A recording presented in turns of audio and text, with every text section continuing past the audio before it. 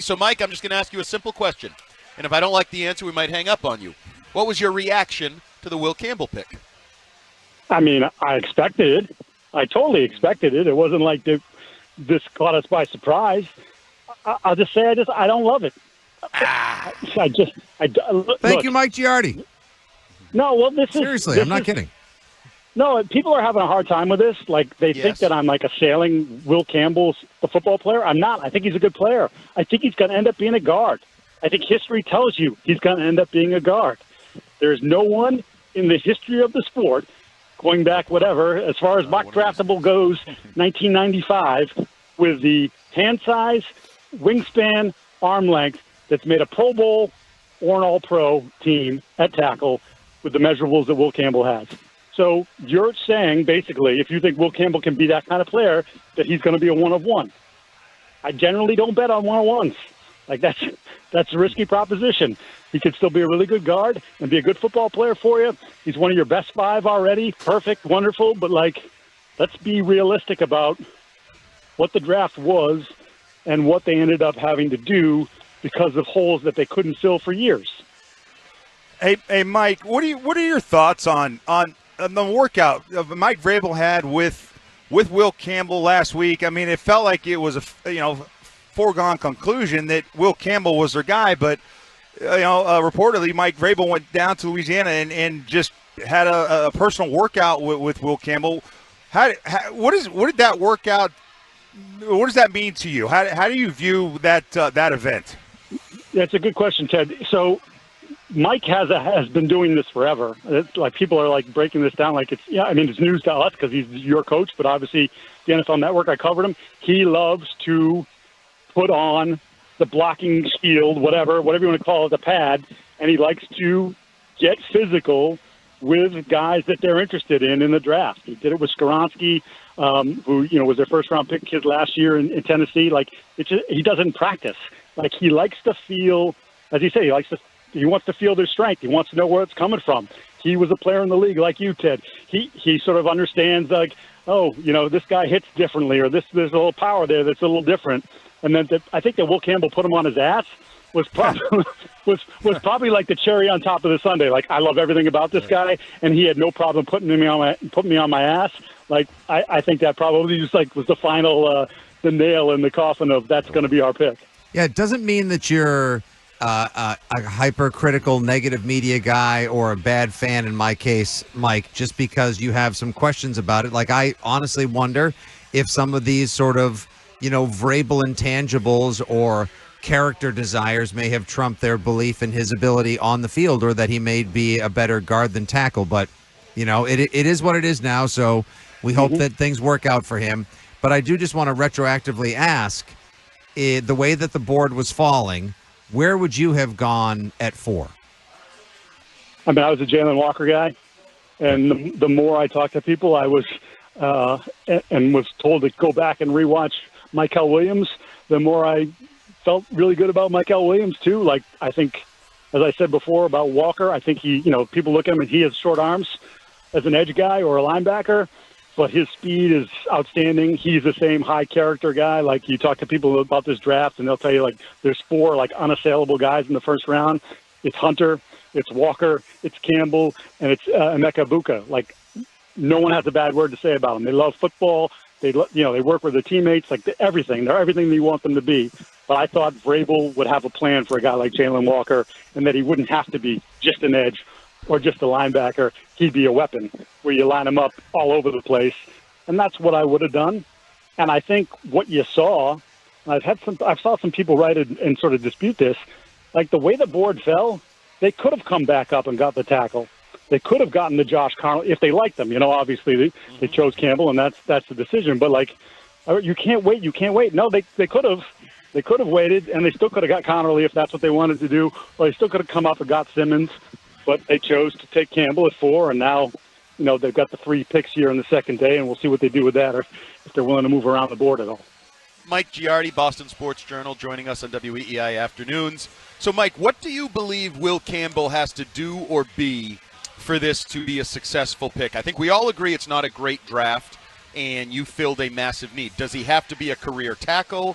if he's a Pro Bowl guard, if he's a starter at guard? Like, what's the floor of his potential that says to you, okay, that was a fine pick? Well, if he's a guard, then he better be Quentin Nelson or Zach Martin. Like, you can tell me what you want about the quality of the draft, but you know and I know, and this is where your scouting department and your GM and everybody gets. This is where they make their money.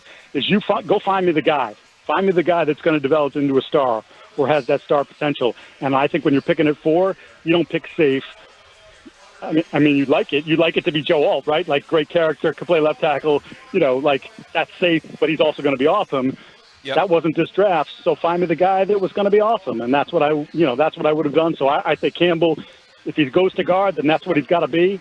If he stays at tackle and he's Matt Light, I mean, yeah, I guess. Like, I mean, I can't. Well, I would say this only because Matt Light was a second-round pick. Yeah, right. Like, it's a totally different thing. Like, Matt Light. If he's Matt Light, he's awesome. Well, yeah, but Matt Light was pick 30, whatever, or 40 or 50 or whatever the pick was. Will Campbell picked number 4, like the first draft that Mike Vrabel has. You know, like, hey, look, again, if it works out and from his character and his answers and everything, like, good Lord, he's awesome. Like, you know, just as a person and the kind of teammate you want. But still comes down to, as Mike Vrabel said, good players. You got to have good players. That's the most important thing. So we'll see. Always fun talking to Giardi about football. Yep. Love it, Mike. I'm just curious, change directions here a little bit. There were some other interesting storylines from last night. In particular, Shador Sanders not getting drafted, and I find that kind of the trade between the Jaguars and the Browns to be fascinating. You can, I think, make compelling arguments on both sides for why they did what they did. But what was one of your favorite storylines from last night's draft? I think the Jags thing is really interesting because, you know, new head coach Liam Cohen, new GM 34-year-old James Gladstone, and the way Gladstone talked about Hunter after they made the pick, like, you only get very few chances for a guy who can, you know, change the way you do things and can change your team, and this is a guy, and I believe he can be that guy. But to me, it also reeked a little bit of we're the Jacksonville Jaguars and nobody cares about us. We got nothing going on. When we had the first pick and we got Trevor Lawrence, he never became hasn't become what we hoped he was going to be. We hired Urban Meyer. That was a disaster. They did that draft, by the way, that year on a freaking aircraft carrier in Jacksonville. Like, it was this big thing, and everybody was there, and it was like, oh, my God, new era, Jacksonville, this is awesome. Urban Meyer's awesome. And, you know, he didn't last a year. Trevor had a terrible year, kind of got a bounce back with Doug Peterson, but that has sort of, again, not gone in the right direction. So it's like, to me, part of this is, I don't know what you want to put, 25%, like business. We need to sell jerseys. They're doing renovations on the stadium, so they're going to be playing at the University of Florida or in Orlando. Like, we need people to come to the game. We need to be relevant again, and no one cares about us. And having Travis Hunter, if he's as good as we think he can be, that'll make people care again. A lot of talent still on that board, Mike Giardi. I got a couple of guys I'm hoping the Patriots take. They could be. I got some on the line, some on defense, some dynamic playmakers. So with that second-round pick and those 2/3, what would you do, my friend? It'll be interesting to see what happens in front of them. You know, six picks into the draft, so there's some really, I think Ezeraku felt like he was going to be a first-rounder, and there's just some concerns a little bit about his overall, not enough sand in his pants. He's a little light, so I think that kind of pushed him back here into the second round. Ruther Burden, who could be the best receiver in this draft, or he could be someone that, gets people fired. Yep. Because he's sort of comes and goes when he wants. He'd be someone that, do you want to add that type of player into your room after you added Javon last year and then the Polk thing didn't work out? Do you want to go more safe and say, like, hey, Jaden Higgins, Jalen Nolan, the two kids from Iowa State, the receivers, like, solid dudes, both have potential to be really good players in this league. Do you want to go that route? But I think those positions are open. I think because of their roster, again, they did some nice things in free agency. They still got a lot of holes. So if you told me they wanted to double up on offensive line, go for it. You want to draft a receiver, go for it. You want to take an edge, go for it. You want to take a defensive tackle, do that too, because as I've talked about a few times, like, it's great that Barmore's working out, but they need to have a little bit more insurance there. So I think they can go in a variety of different directions, and this should truly be best player available at 38. Mike, we talked to Tom Curran yesterday, and some of his comments recently about Elliott Wolf have been borderline bullying, verbal bullying in the media. And yeah, and he basically Tom wouldn't do that.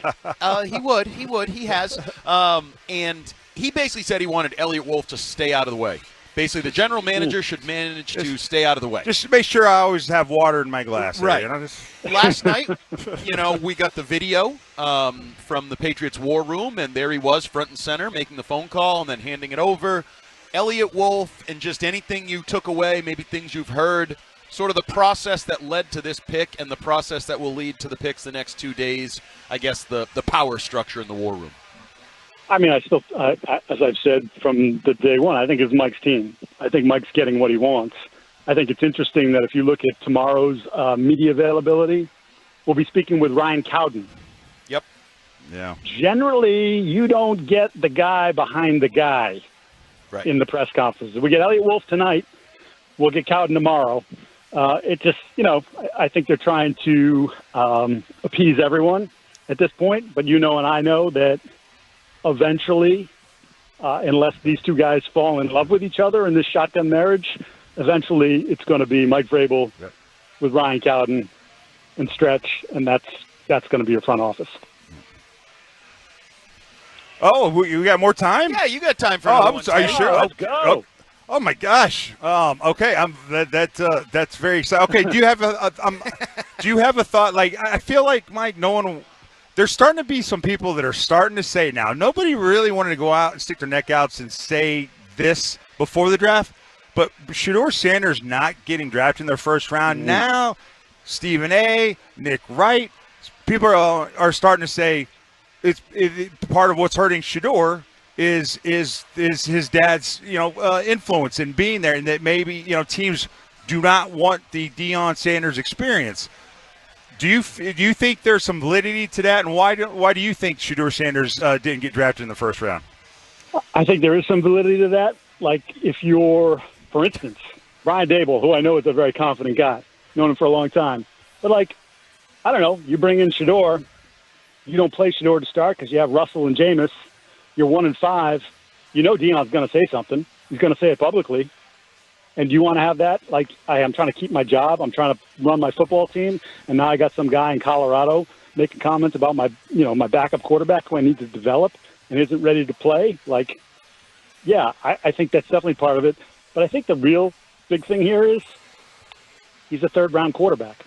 And if you want to give him the quarterback bump, he's a second-round quarterback. And for whatever reason, whether it's the media machine, a lot of people didn't want to push back against Deion. It's almost like a fear factor there. My kid's going, my two guys are going in the top 3, that whole thing.